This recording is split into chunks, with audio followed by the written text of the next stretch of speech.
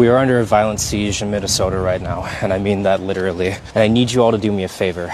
I need you to stop focusing on just what ICE is doing and how bad it is, and start focusing on how they're doing it. They're changing their tactics and strategies rapidly now more than ever, and finding ways to blend in, finding ways to operate faster and attempt to outmaneuver us, and otherwise be able to use new suppression tactics to bait people out and to be able to basically crush any resistance. The majority of agents are no longer concerned with wearing face masks whatsoever. They've traded them out for baseball caps and sunglasses, beanies and sunglasses, beanies with pom-poms on the end of them, especially for female presenting agents.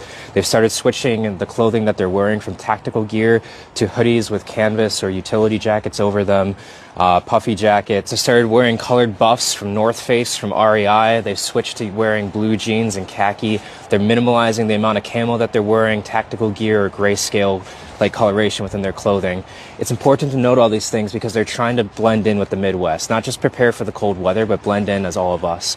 They're starting to disguise themselves as Uber drivers, maintenance workers, construction workers, student drivers. They're contracting out with local businesses so that way they can use their vehicles. We documented a report of them starting to use like a vehicle from a local plumbing business that has all the decals and stuff on it of that business. That way it looks as though it isn't ICE at all. They're using handicap parking passes. They're starting to load more things on their dashes. They're using high visibility vests. They're throwing Gatorade bottles, stuffed animals, whatever they can up on the dash in order to make it look like it's a civilian vehicle.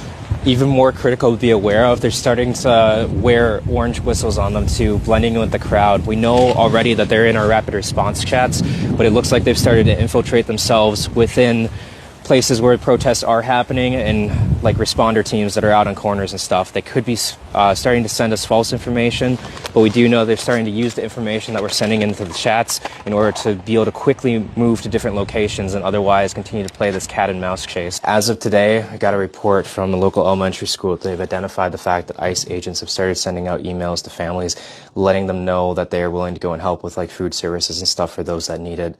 The school has been directing to parents and kids that they should only go through the school's social workers, but the fact that ICE is trying to bait people out and use that as a method for being able to abduct them is incredibly concerning. I need you all to make this go viral. I need you to make sure that every community out there that ICE might target knows how they are adapting, because they are ingraining themselves in all of our groups, including our rapid response groups already.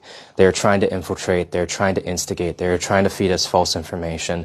Our best chance of beating them is to outnumber them and outpace them and make sure that every time they adapt, we adapt quicker. This isn't just an immigration enforcement operation.